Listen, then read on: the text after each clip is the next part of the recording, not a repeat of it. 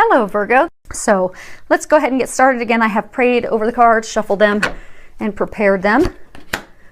So we're going to start off with 3 cards from the Energy Oracle card deck by Sandra Ann Taylor. And we're going to take 2 from Doreen Virtue's Magical Messages from the Fairies deck.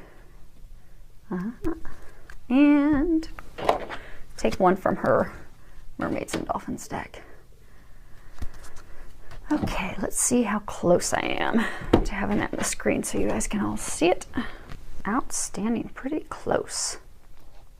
So this first card here is community. And if you look at it close, you've got 3 ladies. It appears that they're getting ready for a party or a celebration. I do get, for a small number of you, you have been through a lot. You've done a lot of changes in the recent past. Then they're wanting you to know it's time for you to celebrate. Go to a party, accept invitations to some parties, and just go relax and have some fun, because you really have earned that. You have gone through a turbulent time of a lot of changes. It is time for you to relax and go and enjoy. Now, what I'm getting for the other larger group of you, this is a message for some of you. You know, you've been going through a lot of changes the past 2 or so months. Things that you used to really love doing, you're not really that interested in anymore. Your desires, your interests, they have shifted. You have interest in other things now.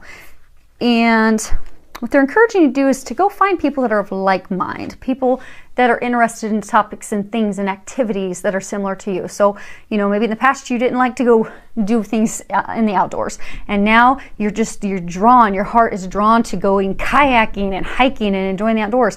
So they're encouraging you to go meet similar people that you can do and enjoy those activities with. Go out and network with people that are similar, like-minded with you, make some new connections, some new friends. Now, next card is Door to Romance. So your love energy is quite strong because it's coming into your general reading. So what this card signifies is new beginnings in love if you can open up your heart and let those walls down. So what you'll see is they've got the doors opening up here. They've got a heart that's in a cage, and the cage door has been opened up. Hopefully you can see it and there's not too bad of a glare. But what I'm getting is, for a number of you, you're on the cusp of great love. And, you know, the angels they've come in, they cleared the path. They've removed all those blocks, all those things holding you back. And they've opened up the doors. And they've really prepared it for you to have a great love. But the problem is, you are keeping yourself from that because you're keeping a wall up for fear of being hurt again like you have been in the past. So that what they're wanting you to know is that it is safe for you to love and to let the fear go, let the worry go, let those walls down, because you can't receive love if you're not truly open to it. And to not fear and have worries, because they are taking care, and they do have a very solid, good love lined up for you, but you just need to open yourself up to it. And I do get, for a small number of you, you need to open yourself up to loving yourself. I get that there's a number of you that are just really hard on yourselves, and this is a time for you to start loving yourself, to not be so critical of yourself, not be so hard on yourself. Love you, open up to loving others, and then watch it all unfold in a beautiful, miraculous way. Next card that we have is Indecision. And again, you'll see the cloaked figure trying to decide which path to go on. To that person, both paths, not one of them seems more clear than the other, because this signifies a time of confusion, not either wanting to listen to your intuition, not hearing your intuition in those nudges. Typically, this person is really just confused by emotions. Typically, it's like an emotionally charged situation. And when you have the emotions, you know, there's the emotional roller coaster, the ups and the downs, which really just has you not sure what to do. You know, over analyzing it, looking at it multiple ways. And I get that you've been stuck for a while trying to decide what to do. For small number, it's a job decision, like a promotion, not like big career change, like a promotion, changing departments type career choice. But I'm getting, for some of you, it's a complete change down a completely new path you have never done, which is part of the indecision and the confusion, the hesitancy to do that. Because I get that it's, you know, you've had all these changes the past few months where, you know, you're not interested in the things you used to be interested in. Things have completely changed. even need to meet more like-minded people. I'm getting that some of you, it's looking at something down a spiritual path, down a teaching path, be it a counselor, a teacher, and it's completely different from what you've ever done, but your heart's drawn to it, and you're really wanting to go down that path, but you're afraid. You have fear, worries, it's not going to work out, because I do get that it's something completely different. Like, say for years you've been in accounting, and now you're thinking, I'd like to become a counselor. Totally opposite of what you've done. And so your fear is rising up, thinking, okay, am I really going to be able to do that? Am I really going to be able to succeed? Or am I just going to do a belly flop? But they want you to know you will succeed. You will have success. So have faith in yourself. And again, with it going clear down a completely different path, that's why they're also encouraging you to go find like-minded people. Go find a mentor. Go find someone who can help you, motivate you, and encourage you as you make this change, because it is for your highest good. I guess it's not all spread apart as I was initially thinking, though. It's pretty tied together. But again, I do get that it's completely different from anything you've ever done before. I do get, for a number of you, it is touching into, granted, not necessarily being a spiritual teacher, but into that area of teaching, guiding people. I mean, this is a real deep core life purpose of yours, something that you're here to really do. And I get, for a number of you, it's almost like becoming a guidance counselor. Alley cat.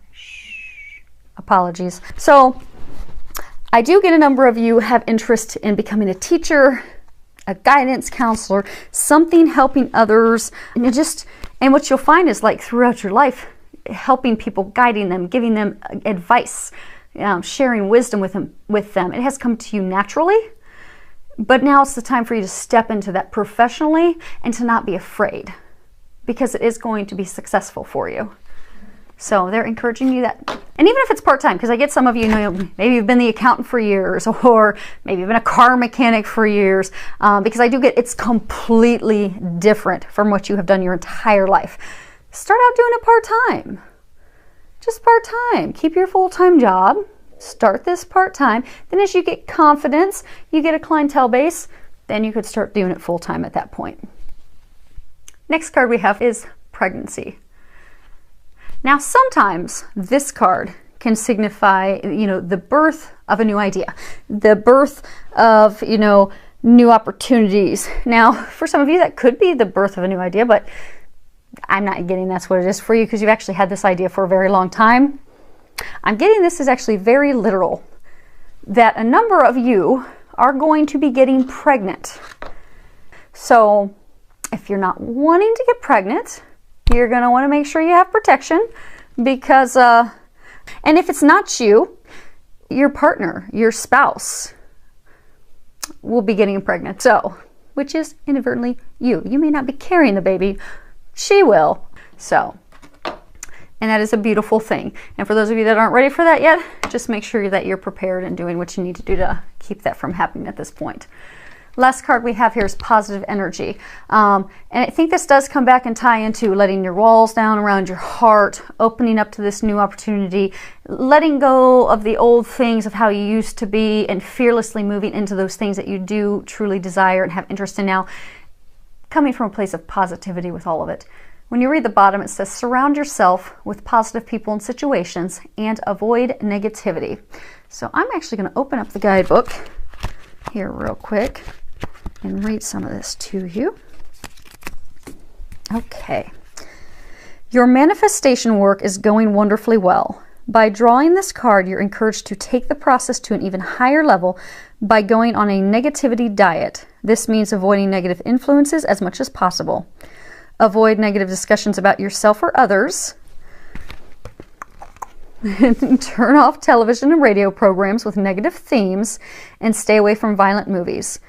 Don't read pessimistic headlines and steer clear of gossip-based magazines. This negativity diet will cleanse you of any hidden blocks that could slow down the manifestation of your dreams or prevent them from becoming true at all.